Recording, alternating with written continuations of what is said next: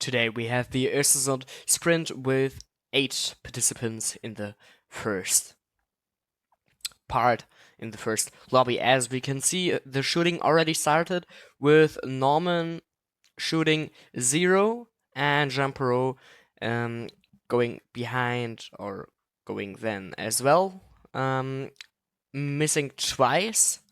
Then we have the we have actually the triple of Polish guys with Puyol and Fantasy who shoots 0 and Kipski.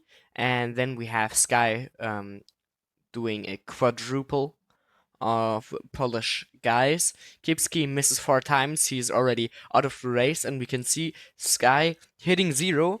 He had a very solid skiing time in the individual, so he's definitely someone to go for the podium, as well as Karol Katao, who hit 0 as well. He is first at the checkpoint after the first shooting, just ahead of Sky and Fantasy, and Norman, the last guy to hit 0, but had some difficulties in skiing. And with his shooting time, Norman now hitting the 0, and we have 3 guys at the same time. At the shooting stand, and Fantasy going for a very solid placement, but he misses once, so this is kind of a problem for him here. Puyol and Jean-Perrault both missed 4 times. We can see Sky hitting a 0. He is now ahead of M Fantasy, but probably it's not enough to beat Karol Katao if he hits 0. But he misses the 9th shot, so Katao goes into the lap, and Sky will lead at the upcoming checkpoint after shooting to checkpoint. We see Katao, he only has 5 seconds, even though a penalty lap takes about 8 to 9 seconds. So Katao is very good. Cornell hitting 0 once again. He was the last guy that you didn't see at the after 2 shooting. Heading fast forward to the finish line, we can see for the skiing, Karol Katao and Fantasy were the fastest. My time doesn't count, it will count in the next one, and we can see that the shooting time wasn't that easy. Now heading to the second sprint race in the second lobby with 7 competitors. Fast forward to the first shooting, we can see Tessier missing 1 shot, and Holacek already arrived. Holacek, the current GC leader. If he shoots 0 today, he might be the top favorite, as he dominated the individual in the first race. And he does at least in the front shooting to clean out and setting the ground for a very, very good potential race. We can see Yasasui being pretty fast as well, shooting 0, as the other Russian Eric Kronholm does as well. And we can see Yasasui already overtook the lead, or took the lead in general. And Muffin Man shoots 4, shoots 5, and hits every shot in this case.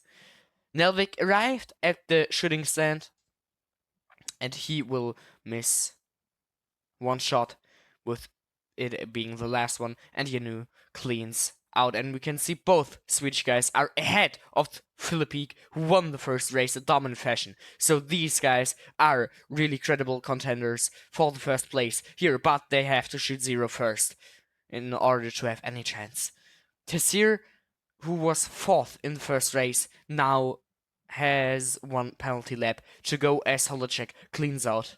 So he misses 2 shots in a row, and he has to take 2 penalty laps, as well as Marcel Tessier has right here.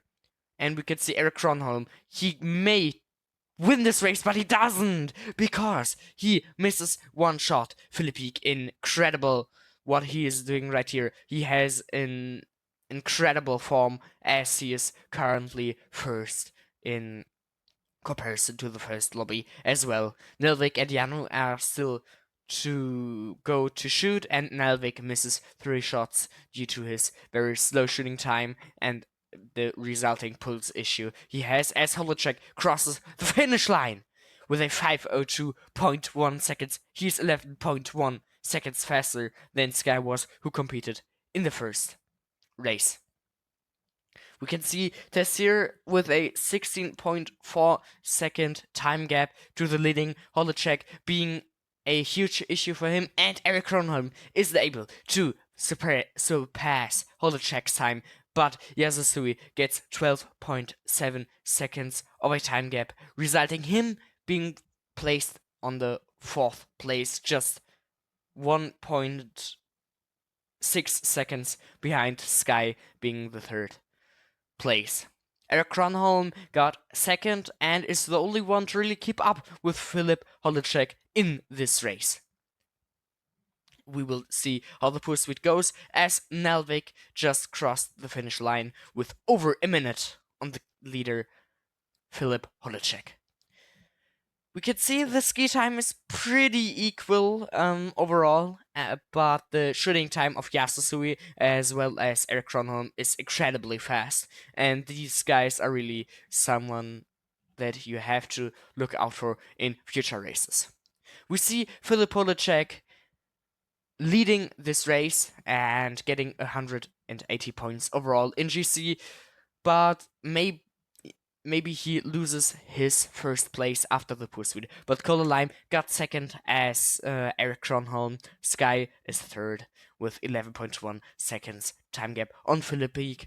Yasasui, in this case, got 4th with 55 points of a difference. Muffin Man, York, and Marcel are all within 2 seconds. Norman and Fantasy and Cornell are the ones to keep up with them. And Purple 99, Puyol, Mayonnaise, and Ski Drama have a little issue following the best players in this league. And now we are back in the first session with Sky, who was 3rd in the sprint overall, starting first in this lobby. We can see him already shooting and cleaning out all shots. We have a couple of guys at the same time at the shooting stand. Karel Katau cleans out Norman, misses once, and Fantasy cleans out as well. And Cornell is the last guy of the leading group of 5 people, if you want to call it the leading group, and he shoots 0 as well. Now, looking at Puyol, Kipski, and Jean Perrault, you can tell Kipski missed once. His other Polish competitor in this group of 3, Puyol, cleans out, and Jean Perrault cleans out as well. No, he missed once, sorry. So now we skip the second shooting and go straight forward to the third shooting, where we can see that Sky cleaned out once more for the 3rd time in this race. Karel Katau follows him, but he is still a bit away. Fantasy cleaning out as well. Norman is the one who misses again, and Cornell keeps his 100% shooting rate, as you can see. So now we have a situation of Sky leading, and York is like 1 penalty lap behind, a bit more. And Kipski and Puyol both missed 2 times. Kipski missed 3 times. Puyol now 2.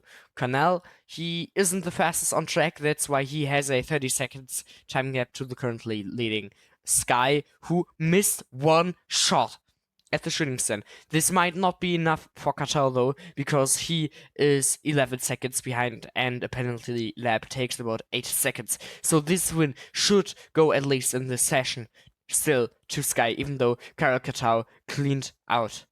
And Fantasy missed twice, so he will get attacked by Norman right here if Norman cleans out. And yeah, he does. Now Cornell at the shooting stand too. He didn't miss any shot this season so far, and he continues his good shooting rate. We can see Norman already passed Fantasy right there. And on the last lap, we can see on the minimap that Sky finished now and Karel Katau as well. And the 2 dots are obviously Norman and Fantasy.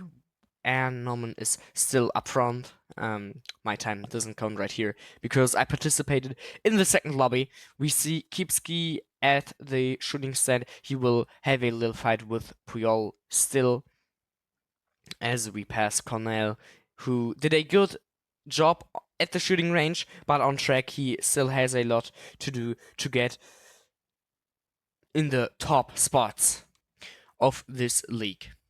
If this time of 7:18 is enough for Sky to end up on the podium once again, like he did with his third place in the sprint, is something we will see later. We can see his clean pursuit time was the fastest, but maybe his one miss was one miss too much. With this being the ski times and the shooting times, Sky was the best of the first lobby. But you know that in the second lobby the guys shoot a bit faster, so this is going to be really interesting heading in towards the second lobby.